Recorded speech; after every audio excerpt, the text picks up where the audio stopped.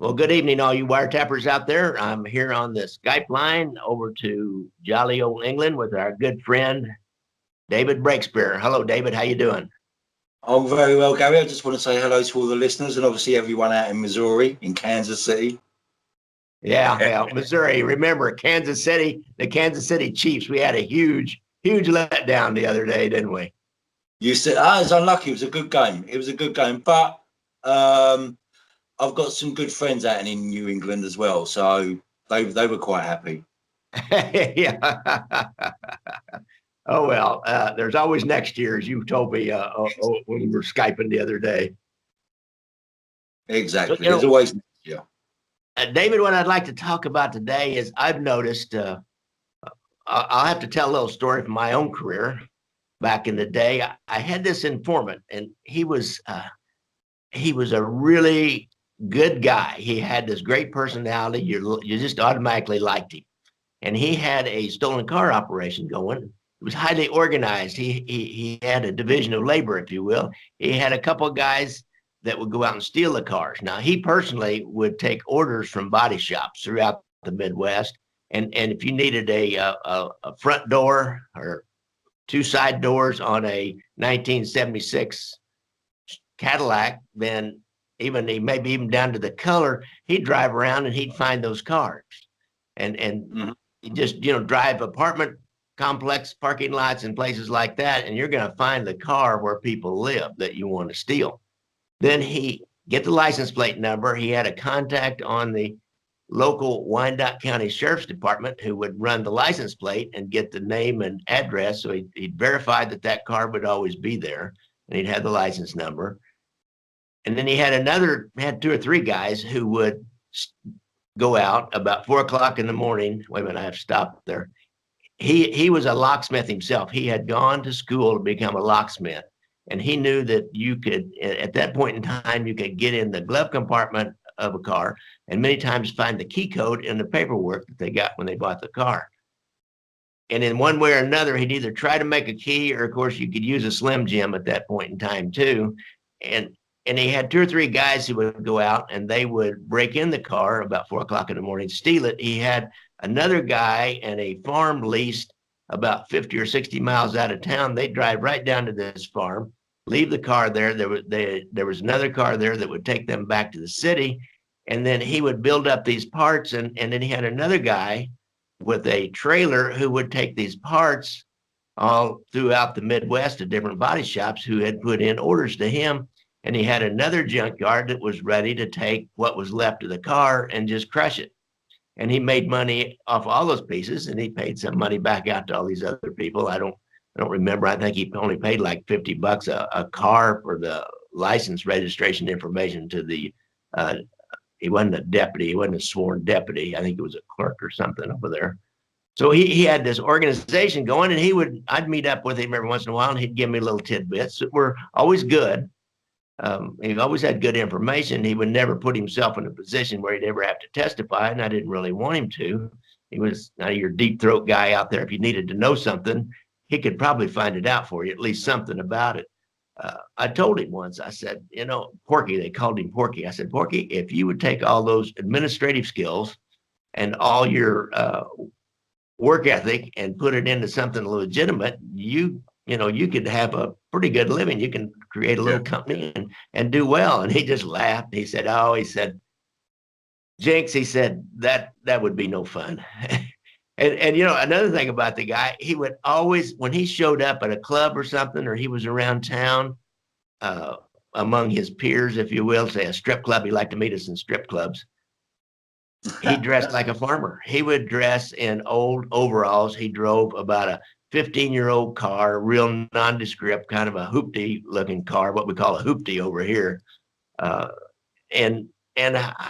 he'd tell us about going on these vacations, and he'd take a stripper with him, and he'd rent limousines, and he'd stay in real high-end hotels, or he'd rent a whole house out along the Colorado River one time, and he did that, or on the beach or something. And he was just an interesting guy. I was over at the local art gallery one time, and there was a big fancy Chinese exhibition coming through, it was immensely popular, and you had to stand in line to get into it. I got in, and I ran into him in there. I looked at him. He looked at me. I said, well, "What are you doing here?" He just shook his head. He was there casing the place to see, if he could do something. I know what he was doing there. So, and he caught a case, and he ended up actually doing a little deal with the FBI and helped him with some internal thefts at a big local company that they were stealing truckloads of product out of the company, and helped them with that, and did a little bit of time. And I haven't seen or heard of him since. He was and the scary thing about him is always picking my mind. After I left him, I thought, what did I say to that guy? what was he was always trying to do something. So you've probably known people like that. And so what do you do when you've done your time, you come back out, and you got these kinds of skills, but they've only been in the criminal area? And I know you're connected up with Gunnar Lindblom from Detroit, and you've got something going. We've got Frank Culata out in Las Vegas. We've got Frank Culata out in Las Vegas, who's doing the tours, the casino mob tours. He's got several books he's written with Denny Griffin. Frank Calabrese Jr. is up in Chicago. He's doing mob tours. I think he has a piece of a restaurant, and he had a book out there, which I'm sure continues to generate a little income for him. And I know there's like movie deals in the progress about that whole family secrets trial. So tell us a little bit about, what as a former prisoner, a former criminal, shall we say, what's your take on that, David? Well, yeah, I mean, a lot of the skills that you pick up from in the criminal world are quite easily transferable into, if you like, normal society, into a normal way of life, a law-abiding society, so to speak. I mean, you can imagine drug dealers. They may have a low education attainment. I'm talking about the low-level drug dealers, your street guys, not like the guys that are pulling in the money and taking none of the risk. But they have management skills, they have distribution skills, they have logistic skills, they have communication skills, they have marketing skills, they have advertising skills. So there's a bunch of skills there that are linked in the field of drug dealing that can be quite easily transferred over to normal life. And that's what it's about. But like you were saying about your guy there, where's the fun in it? And that's what it comes down to. The buzz, the adrenaline. See, what people don't understand about crime is you're only successful 1 out of 8, 9 jobs. They're the glamour. That's where the glamour lies. What you don't see, the 7, the 6, whatever number of jobs it is that go wrong, where you're sitting for hours, where you're freezing cold, where you get bit by a police dog, where you get arrested, where you get spotted, where you get, it's all of those. It's just the glamour jobs are 1 in 100, if you like. So it isn't that much of a glamorous life, but you have to be passionate about what you want to do when you're not being a criminal. You can't see my life and Alan's life, and obviously you've got Seth Ferranti as well. There's Scott Bernstein, Christian Cipollini, though Christian Cipollini hadn't come out of that journey. It's about being passionate in what your new life is about. And Bob Marley once said, live the life you love the life you live. So, and that's what it's about. It's about, see, I that world that I lived in, I now talk about, I now share, I now converse with other other members, but from other people involved in that life, in organized crime, in prison. And you find that you have a common denominator, you have a connection. And that's what's happened with myself and Alan. I mean, like you say, me and Alan have moved on to bigger things now. He has a clothing company called Our Thing. Arthing Apparel, which is online, arthingapparel.com, and that is using the image, if you like, to share his stories. It's to get his story out. It's not so much a merchandise, it's more of another avenue, if you like, to get his story out, because Alan's story needs telling. To be a king, Omnio King Falcon, who they're both about. I mean, those books are based on Alan's life. The Limblum Chronicles that he's wrote, I mean, they are fantastic, and they show you how someone can make that transition from prison, make that transition from a life that fills a need, if you like, but then you need to refill that need when you come out. And there's no reason why you can't stay within it, but you just deal with it in a different way. And like Alan does, like Zeph does, like Scott does, like Franks, the two Franks do, like Larry Matza, and a few other guys do, write about it, share it. And it, in a way, you stay connected to it, without losing complete touch. So that little fire that you've got in your belly, it still stays there. You don't. Someone said to me, can you be an ex-criminal? But then can you be an ex-addict? Can you be an ex-addict? You can't. You're a recovering addict. You're a recovering alcoholic. You're a recovering criminal. That criminal element is still there. It's just you use the choice and you use what you know in a different way. That's all it's about, really. I mean, it's quite a simple transition. It takes a while, but it's a good transition, and it's a simple transition. If it's like being an ex-cop, I'm an ex-cop, but I'll never be not an ex-cop.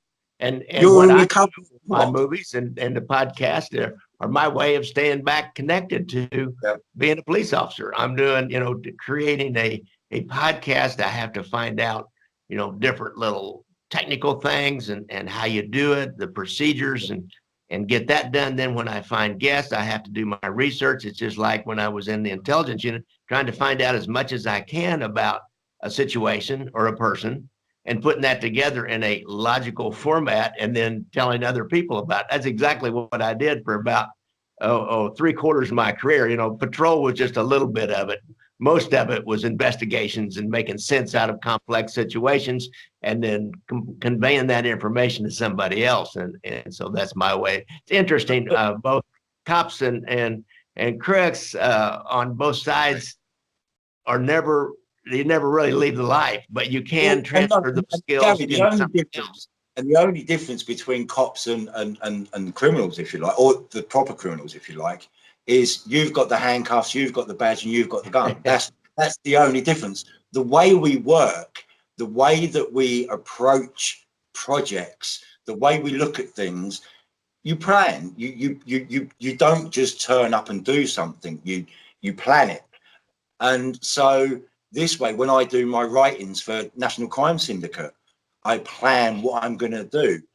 Like you say, I research, and when I research, because of the life that I'm involved in writing about, I get them little grins that, oh, I remember something like that. That little feeling comes back, and you must get that when you follow cases. You must get a buzz when someone gets arrested. You must get that back. You must think, oh yeah, I remember that feeling. And so the feeling is the same, but just on a different context in this life. That's the only difference. Yeah, I was talking to Frank Calabrese Jr. up in Chicago, and I interviewed him, and he talked about setting somebody up on a hit, and he used the words "laid on them," which meant set on them. What we would say in police lingo, sit on them. They laid on them, or they followed them around. They sat outside their house or their apartment. They tried to get a pattern on them. I thought he's talked about using like an empty refrigerator box to get inside of and just stay there for a while and watch and all the different ways that the subterfuges they would use to follow and watch somebody without them knowing that they're doing it. I thought, oh my God, I spent about 8 years doing that exact same thing, always trying to come up. One time we had a used car lot across the street from a cemetery, and we wanted to, and there was no good position to get on this car lot and watch and take pictures. So we got the cemetery guy to set up a tent like there was going to be a funeral over a grave, and we had him close it in all the way around, and then we could shoot pictures from just across the street right out through a kind of a crack in the canvas of the tent. We did that. We just left it there for about 3 days, got all the pictures we wanted, and went on. So that's how the professional criminals work and how the cops work is almost exactly the same. Pretty interesting. It is. I mean, it's. But then, to catch a criminal, you have to be a criminal. To second guess the cop, you have to be a cop. So I think that's why there's that crossover, if you like. I think that's why we're interested in your life, you're interested in this life, because that's how it works, isn't it? It's a mutual. I think that, and there is a mutual respect. I think there's an unspoken mutual respect between the cops and the criminals. It's the ones that know it's a game. It's cat and mouse. But we're both, and it's like the game of cat and mouse or mousetrap. We're both reading from the same instructions. It's just that one side interprets them slightly different from the other. That's all. Well, that is so true. That's so true. And it's really been fun for me in retirement here, talking and working with people who understand that and understand that there's two sides to it. And it was a game, it was strictly a game. It was never personal. Maybe out on the streets when I was dealing with people that were, really angry and were spontaneously acting out and had no plan, or, were not, what I used to say, not really criminals. They were just, people, street people. That might get a little personal, but the mob guys and the people like my old source Porky, going after somebody like that, it was never personal. It was just fun to play that game. And there was never, at the end of it, if or when you made the arrest, there was never hard feelings. No, there never was. If it was done the right way, Gary, obviously, I mean, there were some arrests that, let's say, weren't as good as the others, but I'm not speaking about yourself. But I'm saying, if it's a fair cop, it's a fair cop. Yeah. If it's done the right way, then well played. Yeah, it is, and that's what it is at the end. And it's just that with the rats and the informers, it creates a slightly unlevel playing field. That's when it starts getting a bit. But then I understand, and for me as a mafia researcher, for me as a mafia blogger, I have to be grateful to the rats, because we wouldn't know anything, in a way. So the rats, and it's like, I mean, when we used to post on Facebook, and you talk about something like Sammy the Bull or someone similar, the only comment she gets rat. But we have to have a slight understanding of their position in what we understand about the mafia now. Goodfellas would not have been made without rats. It was about a rat. Donnie Brasco would not, and they're two of the classic gangster films that are out there about the mafia. They're two of the closest films to the life that you're ever going to see. So it's that balance, isn't it? It's the balance, really. As they used to say on The Wire, I don't know if you guys ever watched The Wire, but it was a heck of a police procedural series on HBO. As they used to say, it's all in the game, yo. Well, it is. It certainly is. And I mean, what annoys me is the misrepresentation that you get from a lot of people, and they try to see the crime and the life operates primarily outside of society. So for you to take a view of crime or the mafia, organized crime, you need to remove yourself from society to take a proper look at it, because otherwise you're judging it with the wrong eyes. I mean, I follow Angel Gotti on Twitter, and she talks about the politics that's going on in respect of Trump and so on and so forth. and people attack her for her father, which I believe is unfair. And I even see someone attack her over her brother Frankie with what happened to Frankie. And I mean, we're wrong for, if you like, what they say, glorifying the life, which we're not. We're just sharing the history of the life. We're sharing the knowledge we have of the life. We're not glorifying it whatsoever.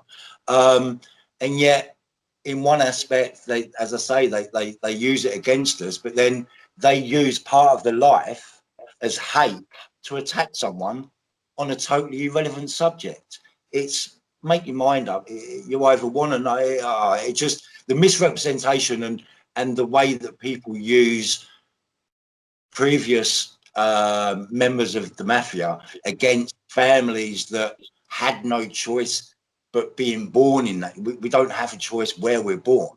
That shouldn't be used against them. It's wrong, in my opinion, and that's something that people, I think, should start looking at in the mirror at themselves a little bit more, and start sort of questioning their own sort of moralistic platforms, if you like. Yeah, really. So let's tell the folks about, before we get off here and before I forget it, tell the folks about our thing and the clothes. Alan Lindblom from Detroit. He was an associate member, and he was born into talk about being born into a mafia family. He was born into the mafia family, was raised in the life from early on, and he did, I don't know, how long did he do in the joint? About 20 years? How 13. Much? 13, he 13 years, he hard time. 13 to 50 he got, and he served 13. Okay, and he came out, he's written a couple of books. Yep. And you're writing, David, you spent about half your life in and out of different prisons over there in England, and you're writing blog pieces for the National Crime Syndicate, and Alan Lindblom's has been writing for the National Crime Syndicate. I've even put a couple, 3 pieces on there. I've got some more I'm going to send to the administrator of that website. I would. And so now you're creating, you're kind of going into business together, right? On this Our Thing. It's OURTHING. You can reach that at ourthing.com. You can reach that at does Alan he has a Facebook page, right? It's on Facebook. Yeah, you can get Alan as Alan Gunnar Lindblom on Facebook. You've also got Our Thing that's on Facebook. And I believe Alan also has author Gunnar Alan Lindblom on there, which obviously covers the book side of things, because Facebook for some reason only allows Alan to have a certain amount of fans, so he has to have a certain, like, obviously I have different groups on Facebook so he can get the fans, because they want to follow him because of what he does. Yeah. But yeah, I mean, Alan started up Our Thing just after getting out. It was something that obviously I don't know the whole story of how he set it up, but I know it's something that he done after release.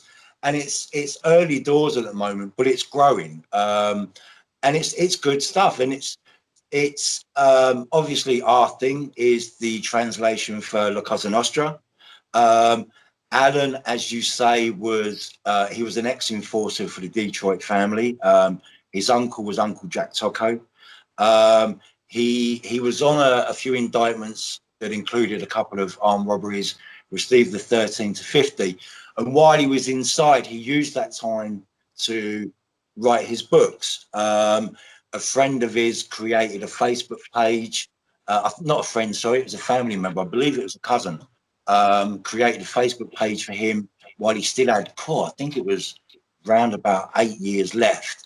And that's how he met his wife as well. But you can find, there's an interview with Alan and National Crime Syndicate actually on YouTube, where Alan talks about how Our Thing was created.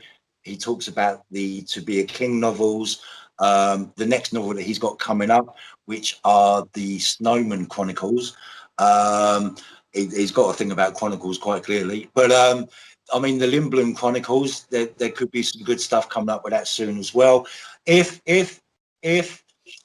Alan if what happens with Alan happens with what could happen, the Godfather will stop being spoken about, and we won't no longer be talking about the Corleone. We'll be talking about the King, the Falcone King family with Omnio. Right. So tell me about those clothes. So I'm linked in now with Alan. I invested. I mean, I saw what Alan had. Me and Alan got, not long after I was released from prison, I got in contact with Alan just to wish him well and to say that I like his story. I can relate to his story. And since then, me and him have built up a very strong, good, friendly relationship, and one that I could see where he was going with our thing. And you can have it. I mean, you can have your, I've got my own, unfortunately it's not here with me, but I've got my own tracksuit, Detroit R thing with my name on it. But anyone, I could have had London R thing on there. You can have anything embroidered, and he does everything. I mean, I'm not going to turn this into an advert for it because it'll look bad, but the stuff he does is fantastic. He's got a charity ball coming up in September. The details again can be found on ourthingapparel.com. And I know that he's got a raffle. I mean, the tickets are $125. They're worth it for what you get. But if you go online now, you can buy a raffle ticket for $10 to win one of the tickets. And also there's other prizes, Alan's books, signed books, T-shirts. And there's going to be some other people that are going to be turning up there. Some pretty big companies. He's going to have a good turnout. So if you're in Detroit, it'll be worth going. That's September the 27th. But as I say, the details are online at ourthingapparel.com. Okay, great. I guess let's touch one more subject about this cops and Yep. ex-mob guys both coming out or going into retirement, shall we say?